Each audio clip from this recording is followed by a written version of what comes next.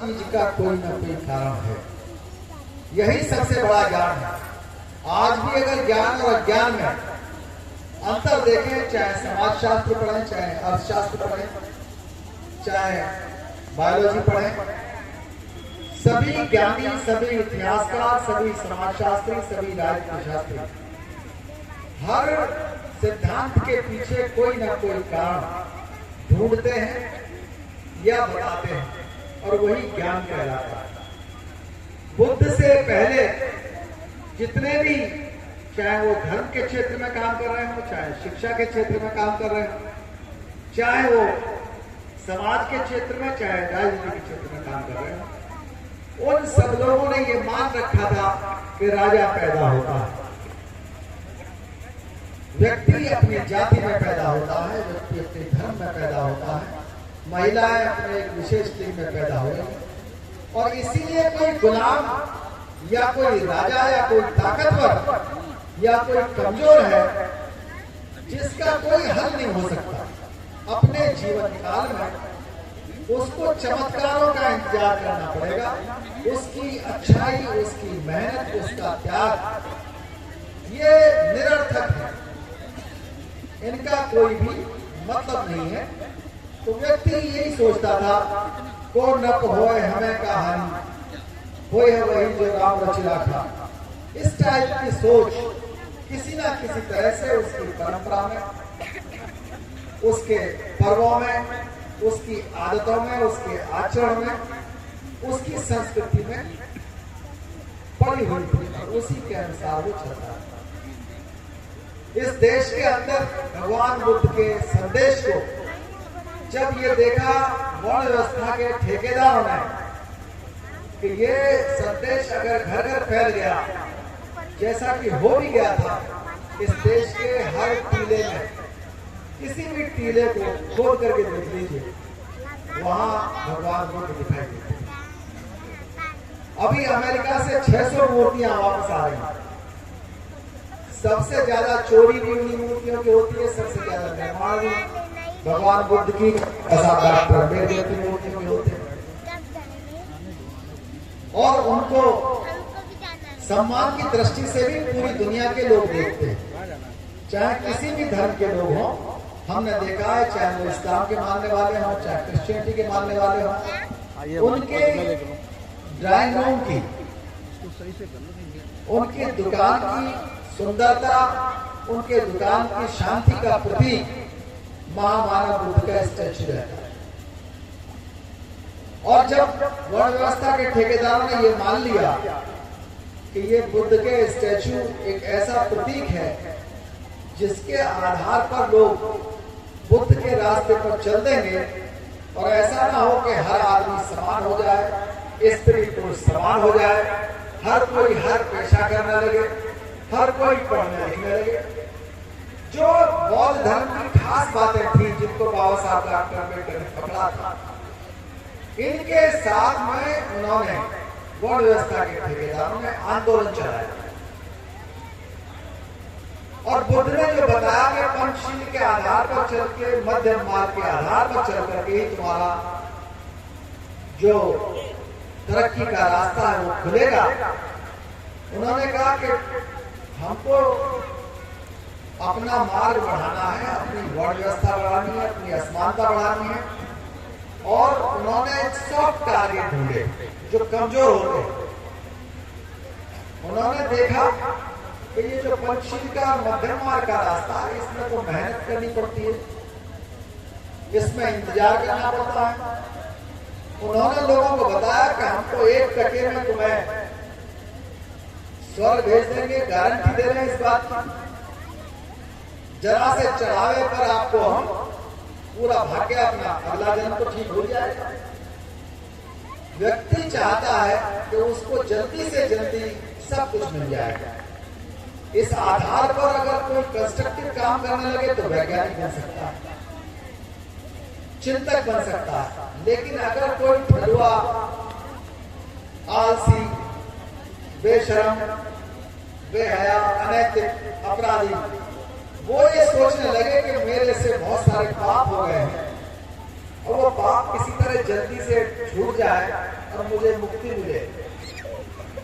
तो बुद्ध ने वो रास्ता नहीं बनाया। बुद्ध ने तो कहा तुमको आचरण बदलना होगा, अंगुलीमाल को बदला, लेकिन वर्ण व्यवस्था के ठेकेदारों का तुम्हें कुछ करने की जरूरत नहीं है, तुम जो करो कर जाओ, जब भी पाप करोगे वो मुक्ति की ठेकेदारी हमने।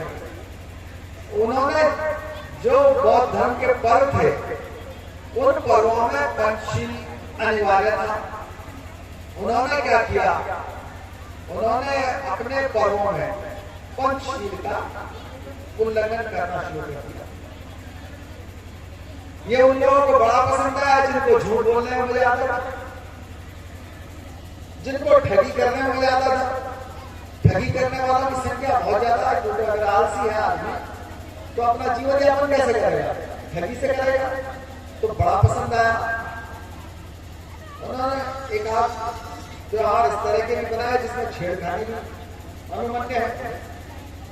तो हमने कहा ये बहुत बढ़िया व्यवस्था है, छेड़खानी करो, भाभी के साथ करो, शादी के साथ करो, कहीं मामी के साथ भी करो, यार ये बहुत बढ़िया सिस्टम है।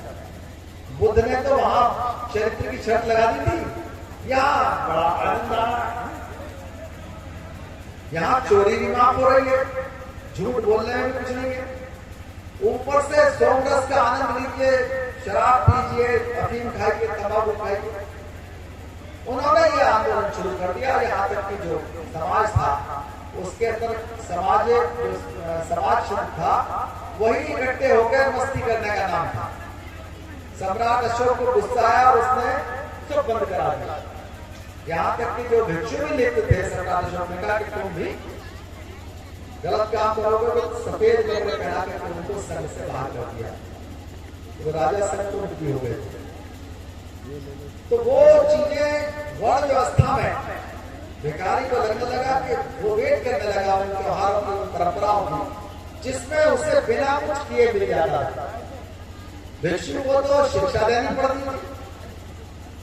भिक्षु नाम कैसे पड़ गया मुझे तो, क्योंकि मैं इतिहास का विद्यार्थी हूँ और चिंतन भी रहता है। असल में वो शिक्षु थे, शिक्षा देने वाले, उनको भीख मांगने वाला की तरह से सिद्ध कर दिया गया। जो उनको दान मिलता था वो शिक्षा देने के नाम पर मिलता था। जो शिक्षा देते थे घर घर जाकर के लोगों को परिवार का महत्व सिखाते थे, शिक्षा का महत्व सिखाते थे, उनको चरित्र का महत्व सिखाते थे, उनको नैतिकता का महत्व सिखाते थे, संस्कार उनको बताते थे। उन्होंने जो वर्ण व्यवस्था के ठेकेदार थे उन्होंने कहा नहीं ये सही नहीं। आज भी उस बौद्ध धर्म के खिलाफ कोई षड्यंत्र की कमी नहीं है।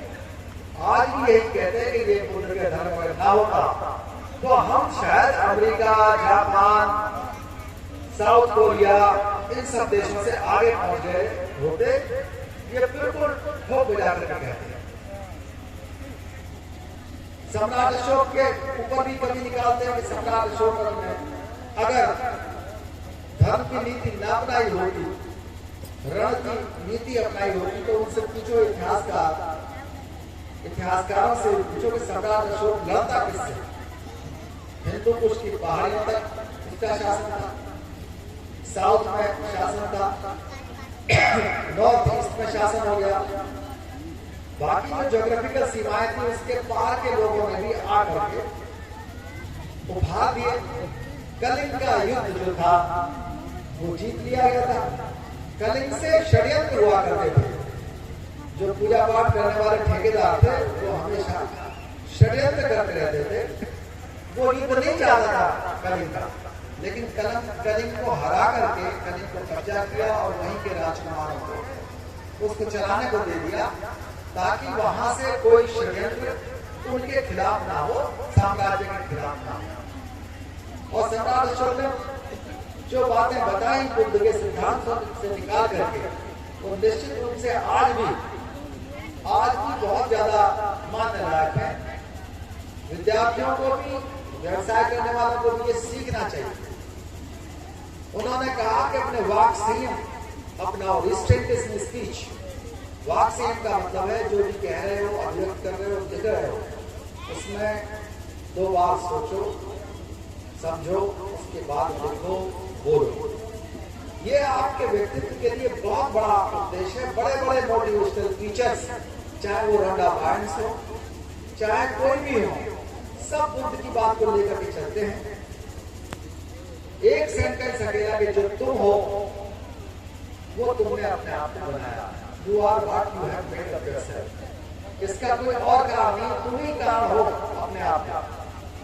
इससे बड़ा ज्ञान कौन दे सकता है? सम्राट अशोक की दूसरी शिक्षा थी कि आप आत्म परीक्षण करते रहे। हमने क्या करना शुरू कर दिया? पर परीक्षण करते हैं हम आज भी और पहले भी। दूसरों को कहेंगे, हमारे जो गायक है वो गाना ऐसे गाएंगे, कहीं दूसरे की धर्म पुस्तक पे कुछ कह देंगे, भाई आप तो अपने संविधान की तारीफ करेंगे, लेकिन वो अपने संविधान की तारीफ, अपने बुद्ध धर्म की तारीफ करेंगे तो तुलनात्मक 2-3 धर्मों के ग्रंथों का नाम ले देंगे। अब नाराज क्यों कर रहे हो? बुद्ध ने किसी को नाराज नहीं किया, सम्राट अशोक ने किसी को नाराज नहीं किया। तो सम्राट अशोक ने यहां तक कहा, बहुत ही ध्यान देने वाली बात है कि एक सम्राट कहां तक चिंता कर सकता है, और वो भी कितने पुराने जमाने में। साफ कहा कि अपने धर्म की भी इतनी तारीफ मत करो, इतनी तारीफ मत करो जो दूसरे का बुरा लग जाए। ये आपके अपने धर्म की हानि है। अगर इस हद से ज्यादा तारीफ करोगे। आज श्रमिक दिवस भी है। मैं बौद्ध धर्म की एक बात बताता हूँ श्रमिकों के लिए। आप लोगों के घर में कोई ना कोई डोमेस्टिक सर्वेंट भी होगा, कोई ना कोई कहीं ना कहीं काम लेते हैं। सिगालोवाद सूत्र में एक बहुत अच्छा उपदेश भगवान बुद्ध ने कहा है, और वो ये उपदेश है कि अपने नौकर को, अपने काम करने वाले को, सहायक को, अधीनस्थ को बेटे की तरह मानो। उसे वही भोजन दो जो तुम खाते हो, उसे सवेतन अवकाश दो। सवेतन अवकाश तक पूरी दुनिया अभी तक पहुंच नहीं पाई, बहुत कम देश पहुंच पाए। बुद्ध ने श्रमिकों के बारे में किस हद तक सोचा? समय मांगने पर अवकाश भी दीजिए, बीमार होने पर दवाई दीजिए, और भोजन झूठन नहीं। जबकि वर्ण व्यवस्था के ठेकेदार झूठन बांटते, झूठन देते हैं आपको। ये रिएक्शन था, क्योंकि बुद्ध ने कह दिया कि उसको बेटा मानो, तो लोगों को लगा बड़ा घाटे का काम है, क्या हम नौकर को भी बेटा मानेंगे? उनको समझ नहीं आया कि बुद्ध हजारों साल बाद की बात कर रहे हैं।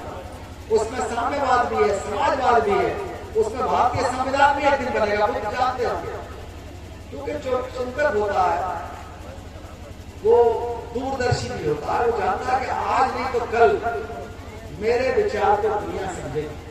बुद्ध के विचारों पर चलकर universal declaration of human rights charter बना, यूएनओ के सारी पॉलिसीज चलती हैं, सस्टेनेबल डेवलपमेंट गोल्स जो बने हुए हैं पूरा बुद्धिज्म के ऊपर बने हैं।